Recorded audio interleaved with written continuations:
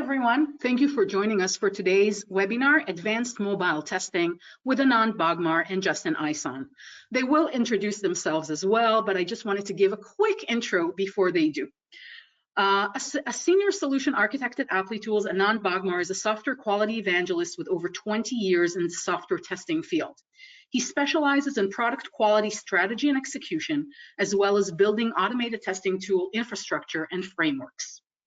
Justin Ison is a senior software engineer at Applitools. Prior to joining Applitools, Justin was a senior software engineer at Microsoft Berlin, Germany, working on the Wunderlist app. He has over 19 years of experience working on software quality, with the last 8 primarily developing API, web, and mobile test automation. So without any further ado, Anand and Justin, the stage is yours. Thank you very much, Adi. Hello, everyone. Good morning, good afternoon, good evening, depending on where you're joining from. Hope everyone is safe and healthy. I'm Anand Bagmar. As Adi mentioned, I've been in the quality space for a long time now.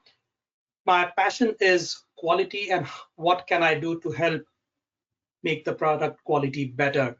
And today what I'll be sharing with you along with Justin is some of the experiences, practical hands-on experiences that I have learned along the way that has helped me, and also certain things that I would not want to do again because I've learned from those as well. So Justin, you want to introduce yourself?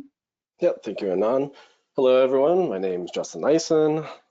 As Eddie mentioned, I'm a senior software engineer on the customer success team at Applitools. I've been working in IT quality and automation space for over 20 years. Worked on various different projects, platforms, and I'm excited today to share you what I've learned, and hopefully you'll get something out of it. Okay, so let's get started. We have a lot of very interesting tidbits to share with you. Some of these potentially deserve a topic of their own, but we are going to try and squeeze the best of the experiences that you can take back and try on your own. So let's get started.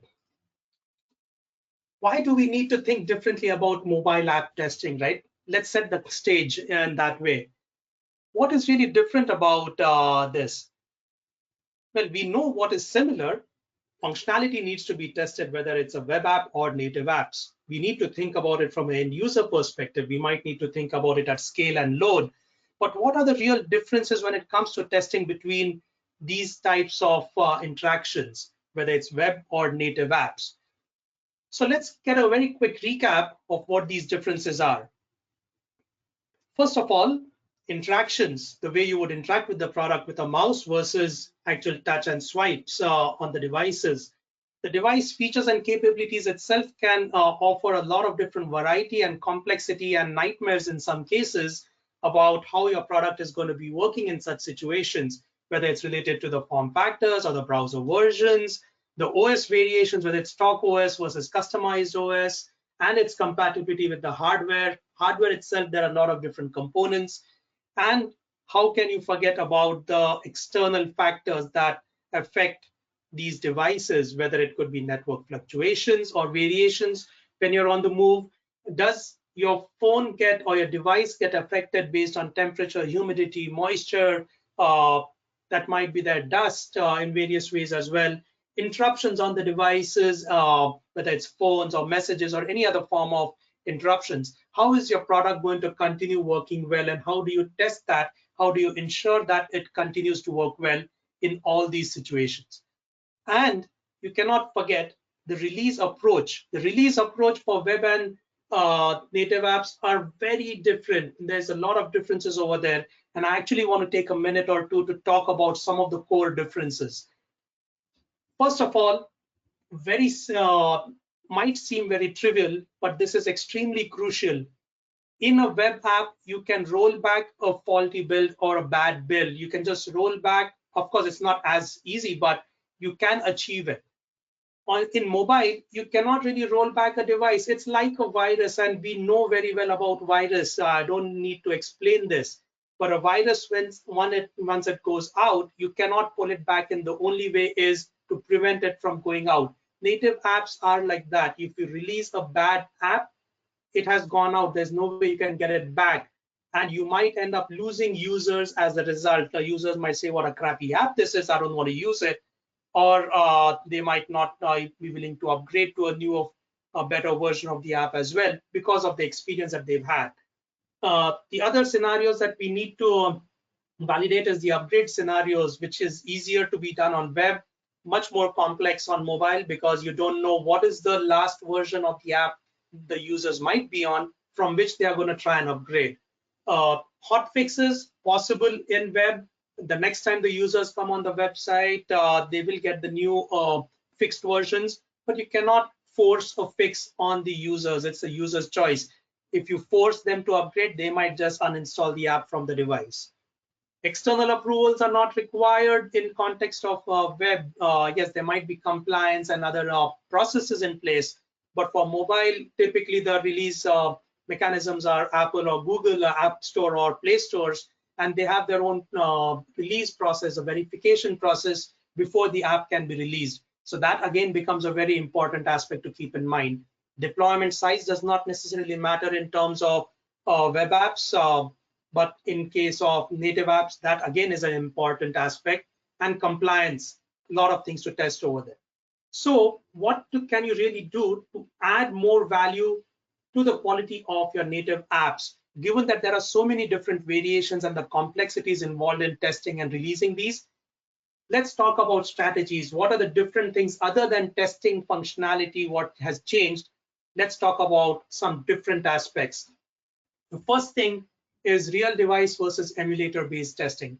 There are significant differences when you talk about emulators or simulators, and that can have an impact in the quality of testing that you are doing as well on these, if not the real device.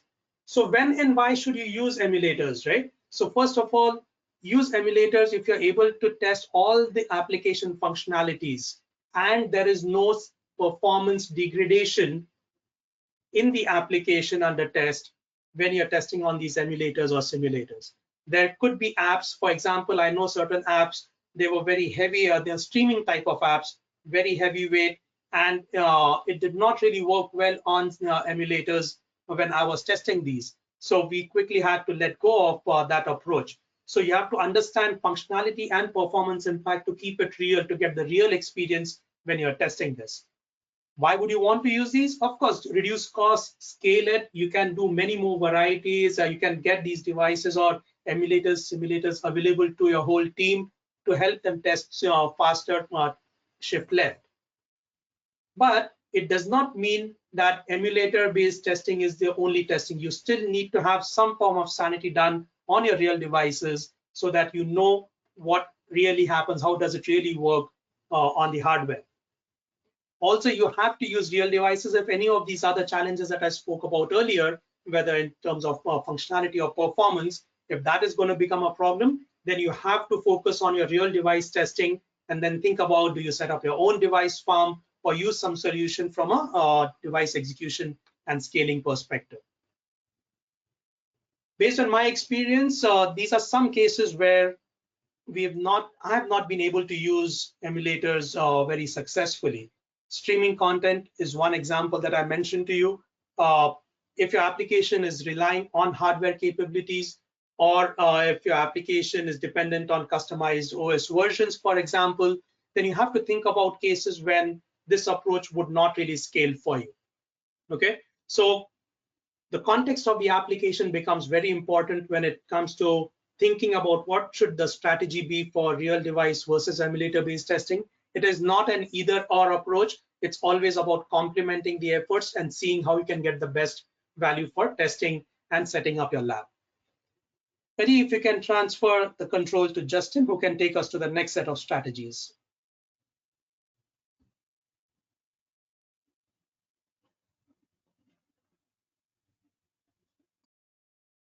All right, thank you, Anand.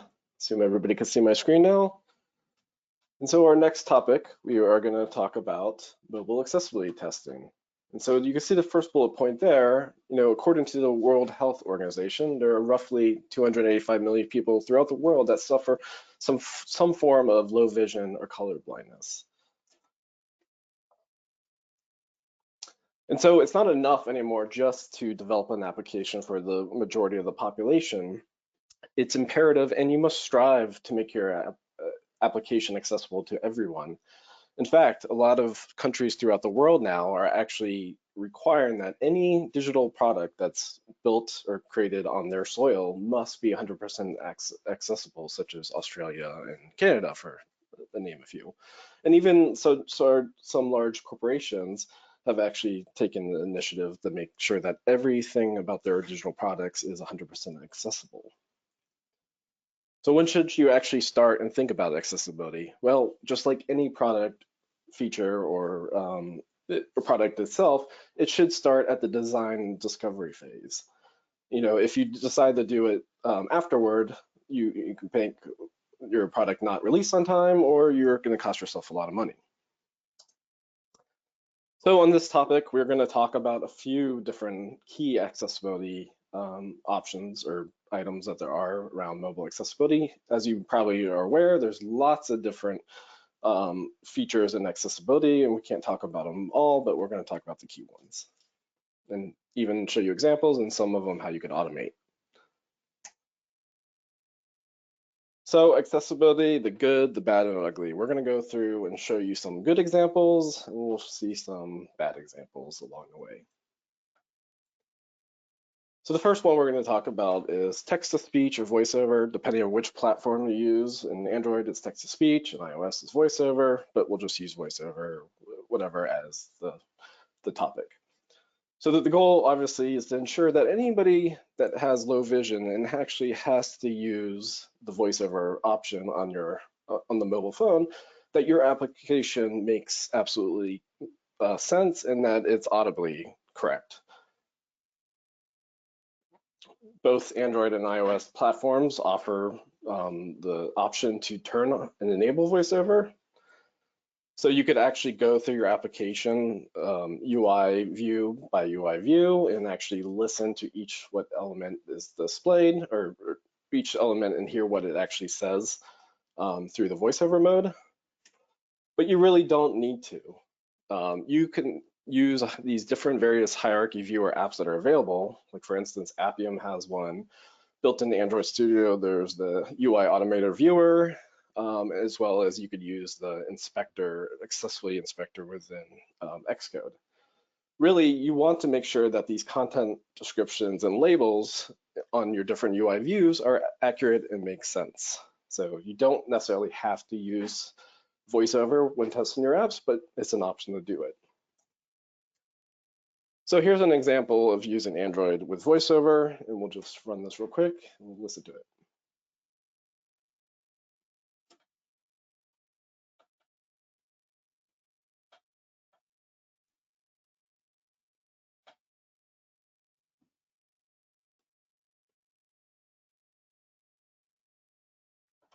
Okay, so we have an unlabeled button. Unfortunately, to me, that button is pretty critical. That's to exit your application.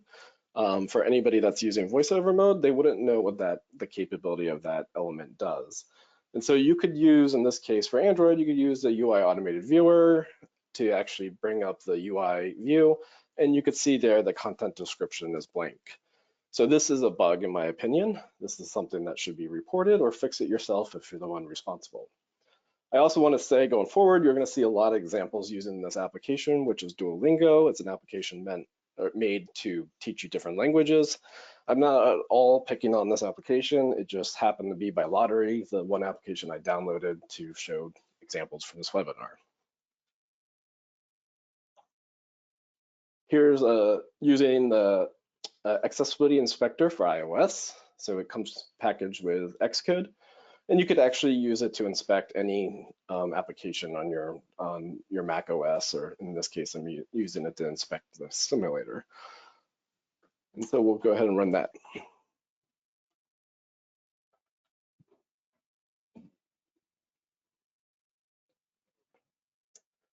So obviously, this is a bad accessibility label. Unfortunately, you would never get this lucky to find bad accessibility labels, but I went ahead and changed the application, recompiled it to make it say that. But generally, this is what you would do. You would go from UI view to UI view, inspect to see what the labels are. Or if you want to, you can enable VoiceOver and hear it, but you don't need to do that. Just a good rule of thumb, accessibility labels should be really one word, simple one word explanations of what the logic of that element is. Maybe at max 2 words. Next, we're going to talk about large font and display density. So there's a number of people throughout the world that need to increase their text size on their operating system on an iPhone or Android, and also the density size. They zoom in a bit. These are set at the device, at the OS level. Some applications let you set these internally in the app themselves, but probably 9 times out of 10, it's at the operating system level. So if these settings are actually changed from the default, you need to test your application to make sure that it works, that it looks correct, and that it just overall, the application, the user experience is good. Now in 2021, the Android Studio and Xcode frameworks have matured a lot. Back in the olden days of early mobile development, it was very difficult for app engineers to get the layout views correct based on different text sizes and so forth, but really that's not such a problem in today's world. However, it can become a problem, especially when designers or developers actually change the fonts to some different type of, or change it to like a custom font, where then these frameworks don't know to handle those customized fonts and the layout views get totally messed up. So just like any human, developers and designers or whoever it is, can make subconscious decisions and not actually think about how accessible their application is when they do change these settings. So it's up to you as a tester, the developer, automation engineer to ensure that your application looks correct when you do modify these. So here is Duolingo again. This is the login screen. This is the default view with the default settings. Next, I've updated the settings to show large text, and you could see there clearly the Facebook button on the bottom left is truncated in the next line, and that doesn't look good. Then finally, what happens when we update the large text, to large text and change the display density to the largest? And you could clearly see the Facebook and Google logos are not looking correct. So this is clearly an issue. Unfortunately, probably for Duolingo, they didn't have control of this because these are probably SDKs they drop into their application and not something they control so much. But the end user, the person that's using the application, is actually going to see this. They don't know this. These are separate SDKs from what they developed, and they're going to probably think poorly of their application code when they see this. Next, we have dark mode. Somewhat controversial. Some people think it's a gimmicky feature and not something that's tied to accessibility, but nevertheless, there are a population of people that do need this supported. They can't look at their mobile devices in a non-dark mode. They have to have dark mode. So if your application supports it, you must absolutely test your application on all the different UI views. Make sure that the content is readable, especially when it comes to contrast and seeing how it looks in dark mode. And of course, I put a few benefits there. These are just benefits that there's a lot of other ones. These are just ones I picked at the top. So here's Duolingo again in a non-dark mode. And here it is in dark mode. So to me, it works. It looks okay, except I'd say the content there where it says learn a language for free forever is somewhat the contrast. I don't have any color blindness impairments, and even for me, it's a little difficult to read.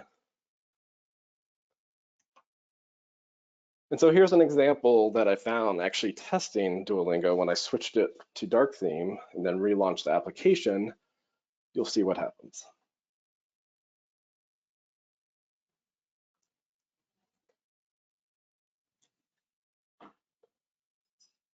The application got stuck in this endless loop of refreshing the UI view. And so it is clearly a bug. I had to force kill the app and restart the application. So it's been very frustrating as an end user to encounter this, especially if you're, in this case, could be midway through a lesson and this occurred. So I'd say if anybody knows anybody at Duolingo, maybe they want to let them know about this. Again, I'm not picking on them, but it's something I think should be looked into.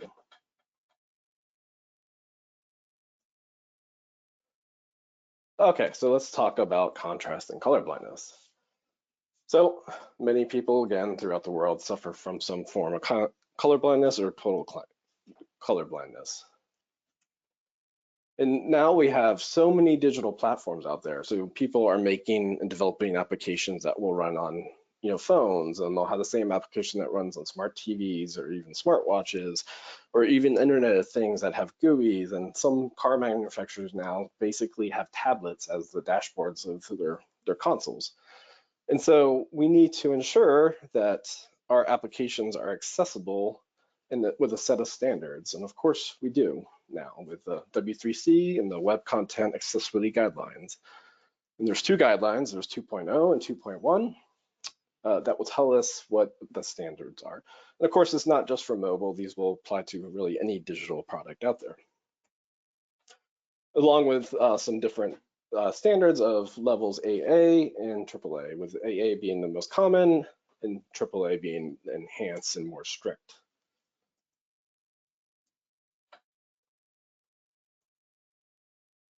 So what tools do we have available to validate contrast? Well, with Google, they've released an application called the Accessibility Scanner, which you can install on your mobile device or emulator, whatever it is that you're using. And you could actually go from UI to UI and run an audit, and the scanner app will actually tell you what passes or fail for contrast and other accessibility types. As well as you can use part of this framework where Espresso has accessibility checking libraries. And I put a link down there for anybody that's interested in learning more about how this library would work as part of your automation with Espresso. And so I installed the application, loaded up Duolingo again, and I ran the audit, and it came back and showed me these contrast violations. And so now I know what the current is and what the suggested is, and I can open a bug or fix it myself if I'm the one responsible. And so this is valuable information to learn how accessible your application is when it comes to contrast. Next, we have, for iOS, we have tools to validate contrast there as well. As we mentioned before in the past, when we were looking at accessibility IDs, we can use the accessibility inspector to actually do similar to what the accessibility scanner for Google does to find what our contrast violations are. As in terms of automation, it's a little sketchy. There's not many options out there for iOS, but I put a couple links there of some tools that I found. The first one is an open source library that somebody built that they've offering people. Next is one that Google made. And then the last one, I believe, is a paid one, but it seems to be somewhat popular. So here it is. I'm using, for this application, I'm using the accessibility scanner to run an audit again for this UI view. And it's showing me that the no chats yet, get started by messaging a friend is failing for contrast. So also very helpful tool to test your app for these particular items. And then finally, since this is hosted by AppleTools and I work for AppleTools has a contrast advisor accessibility built into the platform. So not only are you going to get visual testing, make sure that your application looks visually perfect, you can know that it's accessibility perfect when it comes to contrast. I'll show you a few examples how that works. So with AppleTools, we have over 40 different SDKs. So if you're using Cypress, Test Cafe, Espresso, XCUI, Selenium, you name it, we have you covered. All these SDKs support accessibility. So before you start your tests, you could tell it which guidelines you want, which level you want, and then check the screen. And AppleTools will tell you that if it passes or fails accessibility-wise. Or you could test individual objects, as you see towards the bottom there, by the locator values. So now that we've gone ahead and talked about all these topics, let's go and show you an automation example using Appium and how we could test, what our default views look like, testing the contrast of these views, showing what the view looks like in large text, device density, and dark mode. So first off, I want to create an API to manually change my device font settings and device density settings. And you can see those, the two first functions do that. And then finally at the very bottom, I have one to change it to dark theme, and I can also set it back. And so some of you might say, oh, I use Appium. You can set these with methods available within the bindings they use. Well, there are some things you can do that. I just tend to always use, if I'm testing Android, I like to directly use the Android device bridge, or ADB, for those of you out there that know. And then here's an example script for Appium. Of course, on the top left, I have my capabilities to launch my application. And then before I initialize the driver, I want to change the settings based on what test I'm doing, because these need to be set before the application launches. So the first one, I'm changing the default font size to large, and then switching to large density, and so forth. And you can see the test on the right that will then set these and then check the screen for each one of these, and then change it back to the default. And then finally, if you look on the after each block, you'll see that there's a results object that you could get called test results.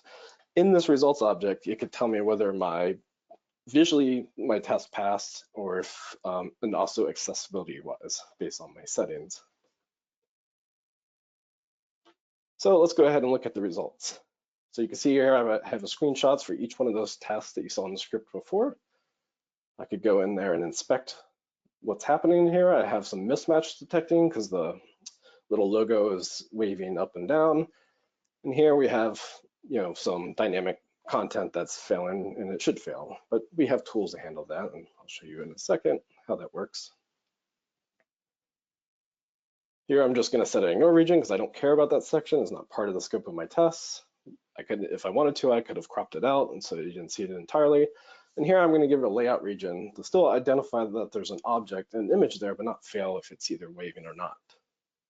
And now I could go and inspect the contrast. I could set my level and WCAG level, and then I can see why each violation fails.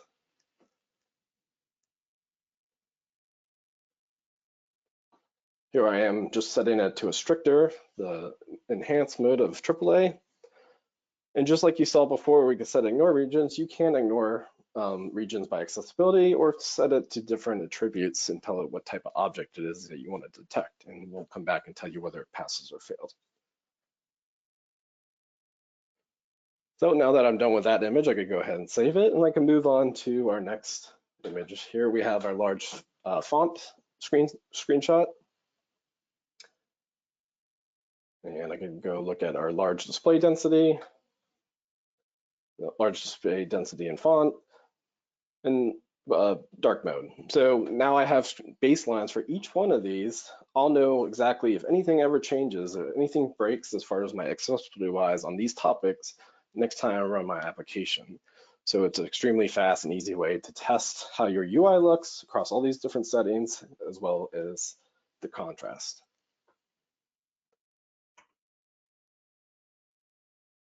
So device resources and consumption testing.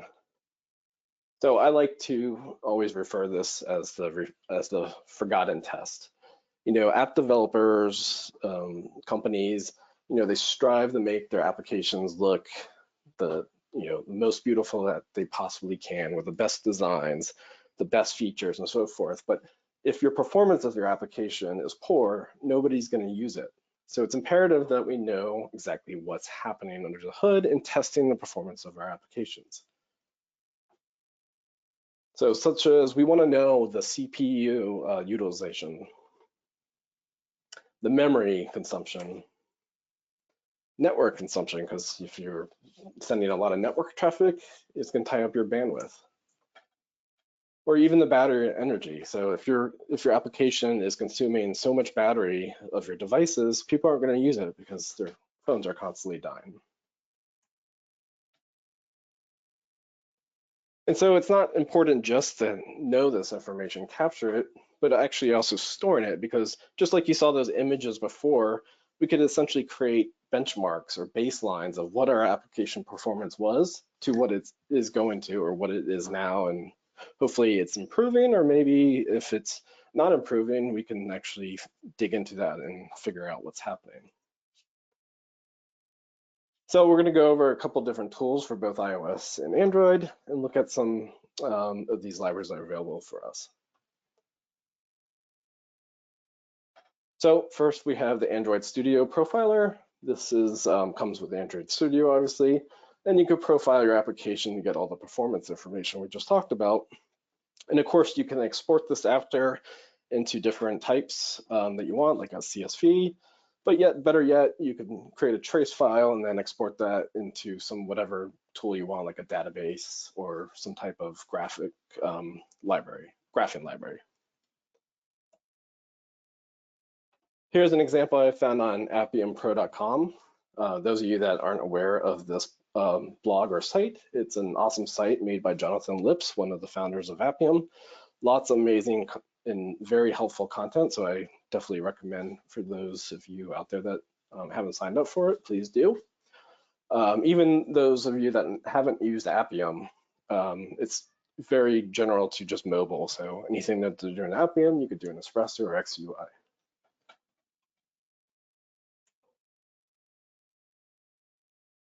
So profiling, you can profile your application with Xcode Instruments Profiler. So very much like the Android Studio Profiler is, the Xcode one does the same, and you could export these results as well.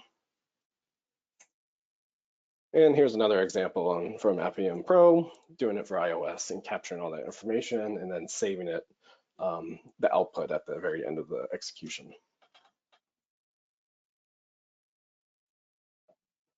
And so you could do things with that information, like I mentioned before. If you store these in a database or some type of chart library, you could take it and build your own charts or graphs, whatever it is you want, and you could keep these as benchmarks. So you know next time in the future, if you see a certain UI view is consuming more memory or CPU, you can dig into that, investigate it more to find out why. And perhaps one of my favorite topics next is the chaos and monkey testing. This sort of brings me back to my early days when I was in my career when I was a QA engineer. And I just love finding ways to break applications and going to the developer and saying, oh, this is breaking because of this. And a lot of times they're saying, they would say, why wouldn't anybody do that? Well, because somebody would, and I was one of them. And that's sort of like what a monkey tester is going to do for you. So chaos monkey testing is all about testing on unexpected. You could have the most amazing regression test suite, either automated or manual, but you're only testing for the expected result and not the unexpected. And that's what you're going to get with a monkey tester. You're going to discover bugs you never knew existed. You could also use it to stress test your application. Bring it to the brink of crashing, or even make it crash. You can monitor the logs for errors during why this happened, or even use those profiling tools that I showed you before in conjunction with running these monkey tests. And so we'll look at a few different frameworks available for iOS to do this. But these are just additional tools and not something that you should use as a replacement for your automated test suite for expected results. So first out there's the iOS, for iOS, there's Zolando's SwiftMonkey. It's an open source tool made by Zolando, same company that brought you Selenium for Selenium framework, if anybody out there is familiar with it.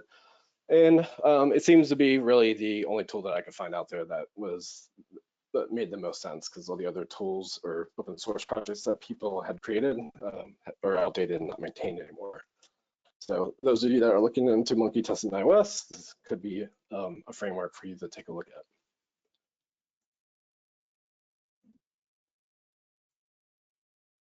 Next is the Android Monkey Runner. This comes with already pre-packaged with the Android SDK tools. It's pretty awesome and very easy to get started. You could go from 0 to 60 within probably a few minutes or an hour or whatever, however long. You can develop it manually through Python or Java, or you could just do a simple one-liner using the ADB, the Android Device Bridge APIs, and run it directly from terminal. So you can see at the bottom shell that I have there, I'm just saying ADB shell monkey, run Duolingo. I'm telling it don't press any 0% system keys, and then give me almost 10,000 different events. An event is basically a tap, a swipe, basically any action that's on the UI. And then on the top, I'm just gonna tail the logs as I run the execution and only look for errors. And that's what that :E is.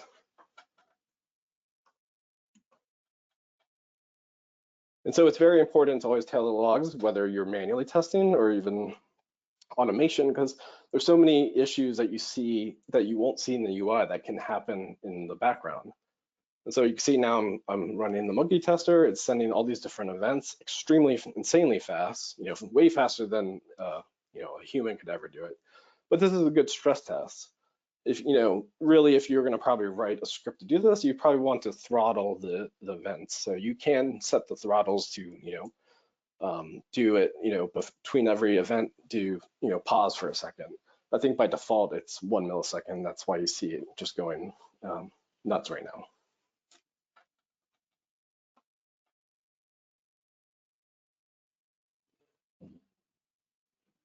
And we'll let it run. So. And then finally, if you wanted to, you can create your own monkey tester. This is one that I created a few years ago with Appium. I had grand plans to actually extend it across all platforms. Right now, it's just available for Android. You could just use the monkey runner in Android, but I was going to do it for iOS and WinApp for desktop applications, and maybe someday I still will. But you can see here on the left is Snapchat, on the right is Twitter, and in the middle is just some random events that it's doing. So if you really want to go down this path, I'd be happy to answer any questions you have, and I'll also provide a link at the end to the repository where this code that I created this is in. And with that, Eddie, I will turn it back to Anand.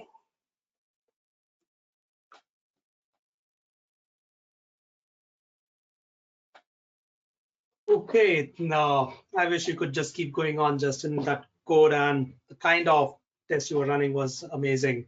Definitely need to look more into that. So moving on to the next strategy, right? What we typically look at is, we know the test pyramid. What are the different types of testing we can do on the based on the context of a product? There is certain aspect that is still missing, that is still manual, and that is we need to ensure that the look and feel of our applications is as expected, and it works fine across all the types of devices, display densities, resolutions, form factors, portrait, landscape, and so many others. So we put in all this effort on testing. We still have to do a lot of manual testing, manually look at what is happening with the product, and as a result, we see issues like this where defects still escape into production. It could be a web app, it could be mobile web, it could be native app, does not matter. You will see such examples all over the place. And the reason these types of issues still go out to production, because we are always scrambling for time and we are always playing the game of spot the difference. If I tell you how many differences are there on the screen and ask you immediately, it would still take you some time to find out all those differences. Some of you might be able to find out some of those differences very quickly, instantaneously, but it would take some time and introspection to look at it closely to find out what are those issues really there. So what we really need to use in such cases, right, we need to evolve our tool sets and see how we can use the power of the computer to see what the human brain is doing, how it is thinking, what the human eye looks at and finds as differences. And that is what Apptools calls as visual AI. So how can you use the power of the computer to tell you very quickly what are the differences on the screen that matter to you?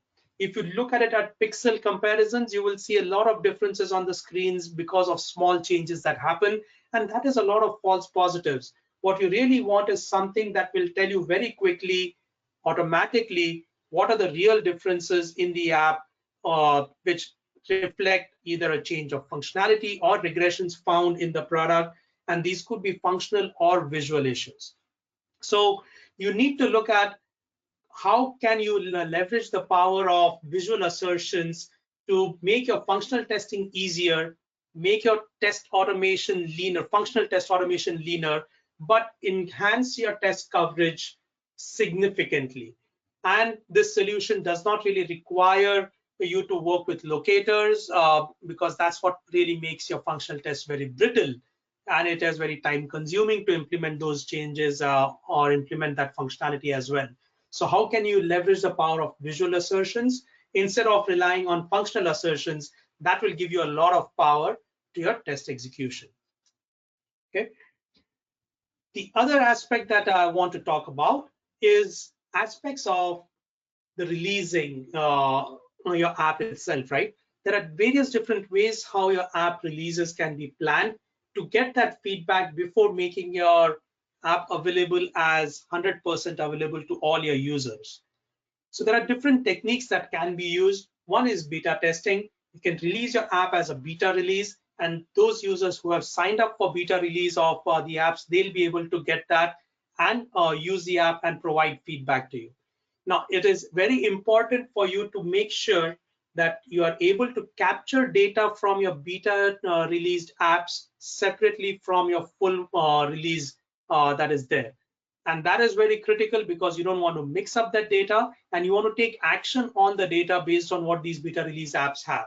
So that part is very important. Set up the instrumentation, set up the reports before you release your app so that you can capture data from it and understand what is going on with the app. The second aspect, which is not very commonly used, is on-field testing. Now, the product development team might be in one part of the world or distributed across the world, does not matter. But your users definitely could be spread all across the world. And in such cases, there might be certain functionalities which you just cannot test reliably from in office. You might use the best of mocking and stubbing tools to test all these different scenarios, but there are certain things which just cannot be tested sitting in the office. For example, if I have a Vodafone SIM card in my phone and my product has got a special offer if I sign up using my Vodafone number, there is a lot of detection and under the behind the scenes implementation that goes on to figure out what is a network carrier, accordingly provision special plans for those. And this can become a nightmare when the app is released to these different geographies where you do not have a way to test that reliably. So there are teams, there are companies which offer this on-field testing as a service. Leverage those if your product requires or has functionalities which are dependent on geographies, which could have network dependencies, device dependencies. So share those very specific criteria and scenarios for validations with these teams, and they will be able to go through it as a template script, go through it step by step and give you the reports. And then you can say, yes, my product seems to be working fine in all these cases, and now I'm ready to go to the next level of release. So on-field testing is something which is very powerful, which can help a lot depending on context of the product. The other aspect which I want to talk about is staged rollouts. Typically, what we do is when we say an app is ready to be released, we go to App Store, Play Store and release, and immediately it's available to all the users who come to the app or who have signed up for auto updates of the app. They're able to get those automatically and upgrade. But that can be a big problem, because what if you have pushed out a bad release which inherently breaks existing functionality, or the upgrades do not work in some context? There could be many issues that can crop up that way. So if you want to reduce that risk, in some cases, you might want to think about how can I do staged rollouts, which gives you the control of saying, I want to release a certain, I want to release this new version of the app to a certain percentage of my user base.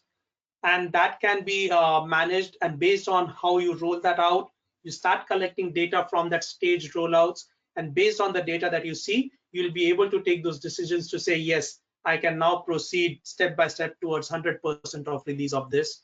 Worst case, you stop the release over there, and it's only a small percentage of your users who've got affected by that poor quality app that has gone out, right? So Google Play Store has their own different strategy for stage rollouts. You can completely control how you want this rollout to happen. App Store has got a different strategy for rollouts, where once you start the rollout, it would take about 1 week automatically to keep increasing your rollout percentage till you get to 100%. Of course, you can pause in between, but there are different strategies, and you can look it up if you're interested to understand more about it. The next strategy I want to talk about is observability. And so what this really means is, how can you measure the internal state of your system, understand what has gone on in your application front end as well as back end, just by looking at what is the data that you have collected. So you're able to sort of retrospect into how that functionality really worked. And there are different types of data that are used to get observability. There are different types of metrics, logs, traces that are required to enable that. Now, this aspect will give you also it's not just monitoring, right? It gives you an ability to look into what can potentially happen, or what would have potentially happened in your app for a specific set of users as well.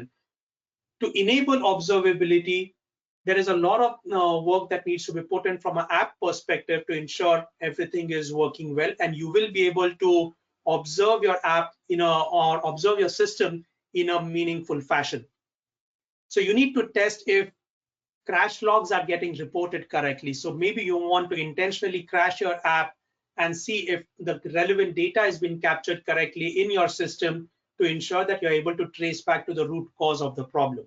You need to build instrumentation, and you need to think about how you're going to correlate the data, because your system can be pretty complex. So how are you going to instrument and correlate the data that you're able to capture to really find out the user journeys that could have potentially happened when a problem was detected, or understand funnels or usage patterns as well? That again becomes a very important aspect.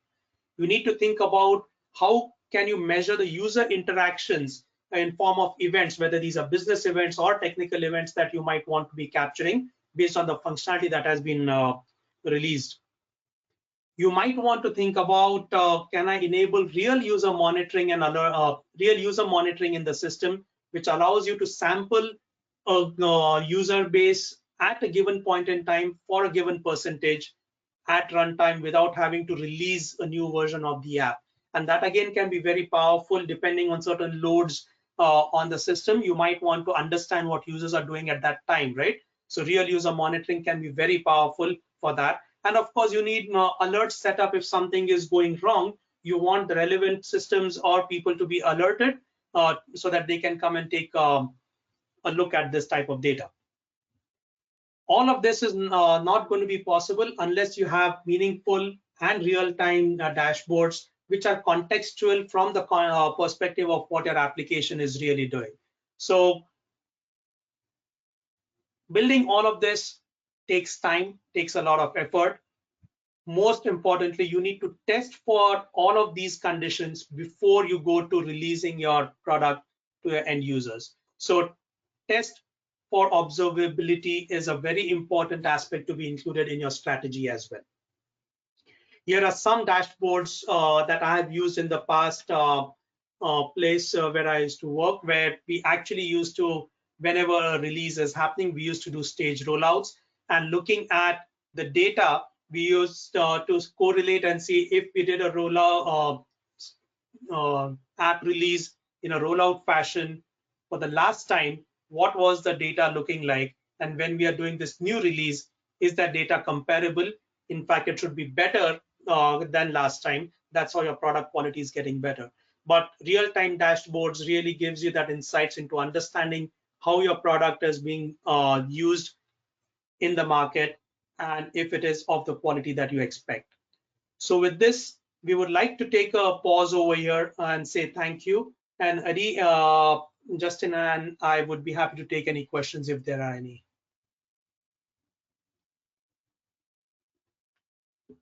So Colby, over to you. Do you want to take the Q&A?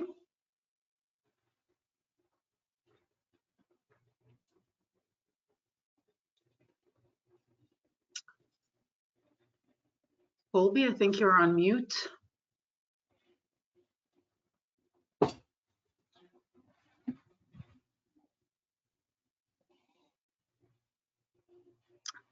Okay.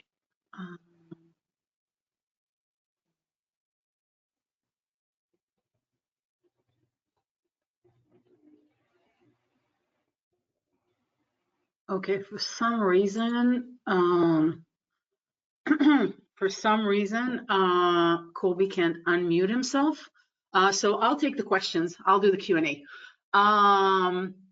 So first up, should apps be able to handle font sizes right up to the largest font size? That's a good question. My personal opinion, yes, because they're set at the system level, the devices, your entire UI experience throughout the device, not only your application, is going to be set at those font sizes. So if they are set for the people that need the font sizes to be this large, you should support it. Awesome. Next question. Are you able to use multiple and different types of SDKs in a single Selenium test? For instance, if someone wanted to apply the Eyes SDK on top of an existing test. I can answer this as well. Yeah, absolutely. So our SDKs integrate with all the most popular functional frameworks out there, so including Selenium. So we have an SDK that you drop in and attach it essentially into your framework, or import it into your framework, and then you could do visual tests alongside your functional tests. Next question. What practices do you recommend when checking contrast across a set of available view modes, including, say, a high contrast mode? Not sure. Can you repeat it again, Eddie? Yeah, sure. What practices do you recommend when checking contrast across a set of available view modes, including a high contrast mode? Oh, yeah. So the tools that are available, like the accessibility scanner and the for iOS, the accessibility inspector, it's going to tell you based on the different contrasts that you have set. So if the mode, whatever you have set on your device, and you launch your application, if the contrast of your UI is outside of the recommended norms, then it's going to come back with a violation. So you can run those with a library in Espresso if you want to do it automated, or you could just do it manually through each view and see what they come back with. Before the next question, I just want to mention I see a lot of questions about the recording and the slides. So I just wanted to mention that everything, the recording and the slides, will be emailed to everyone that registered by Thursday. Okay, so don't worry, you don't have to do screen grabs every time. We'll send you everything by Thursday. Next question. Does Applitools work with React Native applications? Yep, absolutely. So works with any framework that you are using as part of your automation tests. So basically, Selenium, Cypress, Test Cafe, you name it. So it's these are agnostic or framework agnostic frameworks that essentially they don't really care if your application is React or not. So it will absolutely work. Yeah, and just to add one more thing to that, Justin. So I think the question is very interesting, and just to expand on that, in case if you're using automation tool for which Applitools does not have a SDK, we also have ways where you can compare images which are grabbed by the tool that you might be using for automation, and do visual comparison based on that, which will again give you accessibility as well. So just wanted to add that additional dimension. Next question. In general, should tablets, for example, an iPad, be treated for usability testing like its own platform, or can you treat them like a big phone? I think it depends. Sorry, Justin. Yeah, go ahead.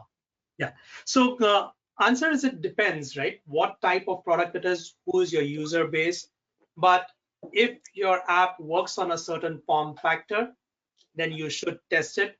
Whether it's a full regression or a sanity or exploratory, the strategy should be determined based on the context of the application and what has changed. Justin, you were saying, you're adding on.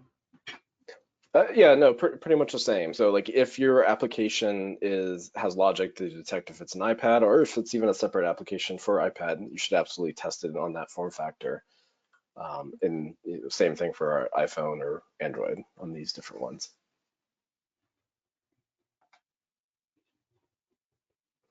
So unfortunately, that's all the time that we have for today. I just wanted to see, I see a lot of questions still coming in. We're going to leave this last slide up for a moment or two after the webinar is over. And on it, you can see both Anand's and Justin's Twitter handles. So please, you can reach out to them on Twitter with any follow-up questions that you might have regarding what you saw here or generally about mobile testing, mobile test automation, or just general test automation questions. And I'm sure that they'll be very happy to help you. So please, you can use social media for any additional questions that you have. Before I let Anand and Justin say their goodbyes, I again want to thank everyone that joined us for this live session. And of course, thank Anand and Justin for this hands-on session and for their time putting it together. As I mentioned before, the recording and the slides will be sent to you by end of day Thursday. And we do hope to see you at our next event. Thank you. Thank you, everyone, for being here, and looking forward to interact with you on Twitter or LinkedIn. Yep, same for me. Thank you, everyone. It was a pleasure and honor to share my experience and knowledge, and I hope you gain some insight from it. Thank you.